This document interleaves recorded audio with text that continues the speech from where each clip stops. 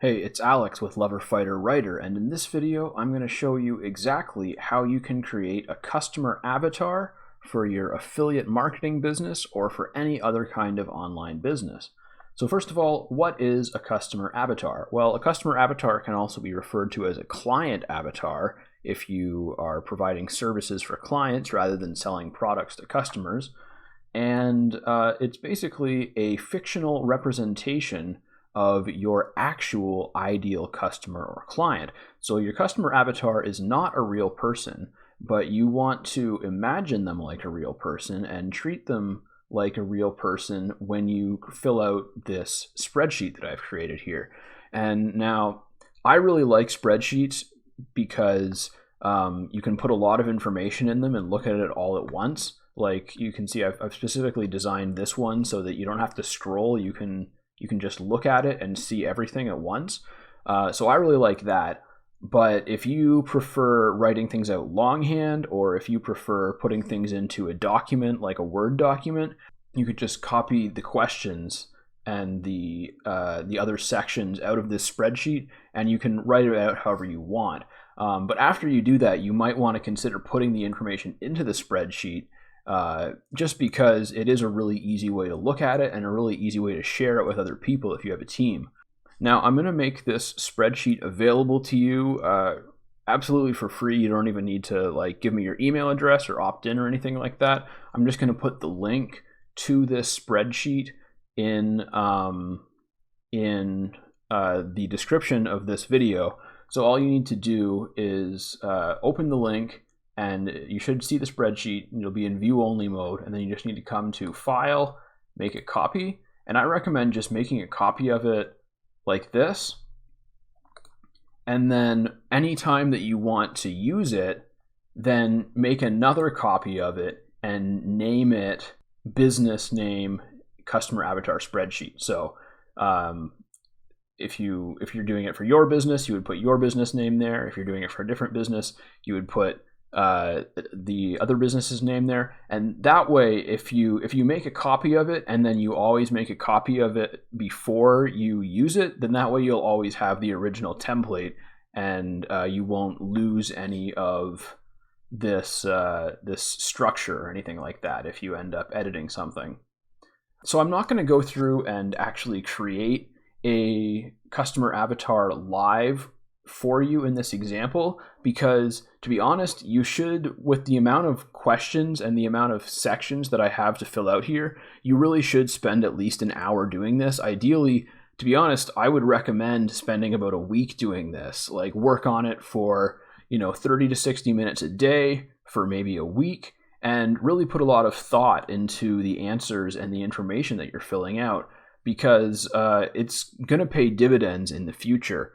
I created my first customer avatar when I very first started my business, and it has adapted and changed over time. It has evolved with my business, but my ideal customer is still fairly close to the ideal customer that I originally envisioned for my business. And I didn't use this spreadsheet. I used a much less effective system, I think. It was just something recommended by a course that I was taking, but it got me thinking in the right direction, and so that's why I think this is a very important exercise. So once you've made a copy, and then you've made a copy of that copy and put the name of the business in here, then you just need to start up here in the upper left-hand corner and go through and fill out the white spaces. So you'll put in a name for your avatar, a location as in where they live, their age, their gender, and their career. So again, I'm not going to go through all of these, but just as an example, my current customer avatar, their career would be a digital marketing agency owner or a high-level executive in a digital marketing agency, such as the CMO. And so that's how I would get started with that if I was doing this for real. And then for the picture, you can click on this cell and then go to Insert. Where is it? Insert image in cell. And then you can pull one from Google search if you want. I recommend getting a decent picture from a stock website that you have the permission to use. And then you can upload from a computer. I just have a picture of a happy woman here that we can use. So that'll go right into the cell. And it's important to have a picture, an image of some sort to represent your customer avatar, because it really will help you envision them. And then you just go through here. I recommend going through top to bottom, left to right. So start with background. You kind of explain their history, their background in a sentence or two. Then here we have the big result, or their primary goal in their business. So fill that out briefly. What makes this customer or client ideal for you? So what about them is making them more than just a person who gives you money? What do they do for fun in their spare time? So things like hobbies can go there. What are your avatar's biggest challenges? This is very important, as is what are your avatar's biggest fears, and what embarrasses your avatar. So these kinds of questions are going to really inform you about the kinds of things that this person is working towards and the kind of things that they're working away from. More specifically with these questions, it's the things that they're working away from. So what, let's keep going. So I don't want to get ahead of myself here. What frustrates your avatar more than anything else? Also very important to know, because when you work out your avatar's kind of like pet peeves and things that they don't like, then you can really start to understand what kind of solutions they need in their business and what negative things will happen if your avatar doesn't get your help. So this is a list of outcomes that they're headed towards, which they may not achieve if they don't get help from you, specifically from you. And then here we have a large one. What steps will it take to bring your avatar from their current position to their desired result? I made this box probably bigger than it needs to be. So if you want to add any additional sections or questions to answer, then you can do that here. The avatar's needs, you can list any needs and desires that they have here. Any pain points that didn't get brought up in other sections can be listed here. And then we have the ultimate desire. So what is all of this driving towards? Like we talked about earlier, we talked about their primary goal. We talk about things that they like, things that they dislike, things that they're working towards, things they're working away from. But for this one, it's like, what is the ultimate reason and the goal for everything that they do?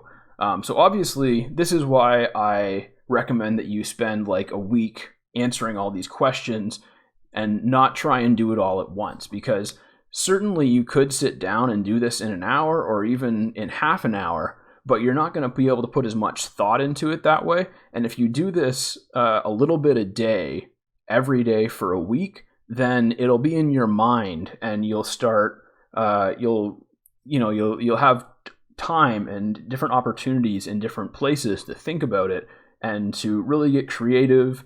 And you can even research some of these things if you want. For example, let's say you sell shoes. Let's say you are a shoe manufacturer.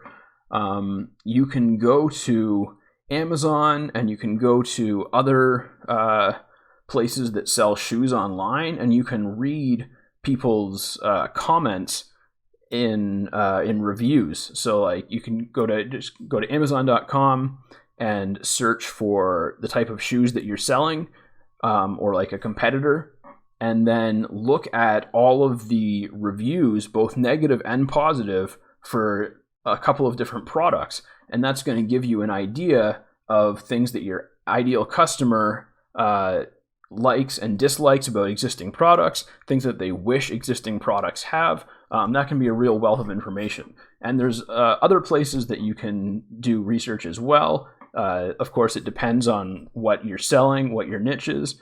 For example, for me, since I'm in copywriting and digital marketing, one easy place for me to find reviews of other people is websites like Yelp, or even on their Google My Business. I can just search things like digital marketing plus the name of a city, and then I can go to Google My Business and find a bunch of reviews from real customers of real businesses who provide the same kind of services as me, and I can learn a lot about what people expect and what people are pleased with or disappointed with for those services.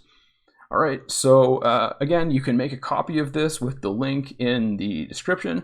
I hope it's helpful for you, and leave me a comment if you feel like I've left anything out, if you feel like there's any additional questions or sections that should be included here. Again, I've got some extra space in it, so if anyone makes a really good suggestion in the comments, I might just add it into this sheet. So if it looks a little bit different when you come to it, don't worry, because I probably will be updating this over time. All right, take care, and I'll catch you in the next video.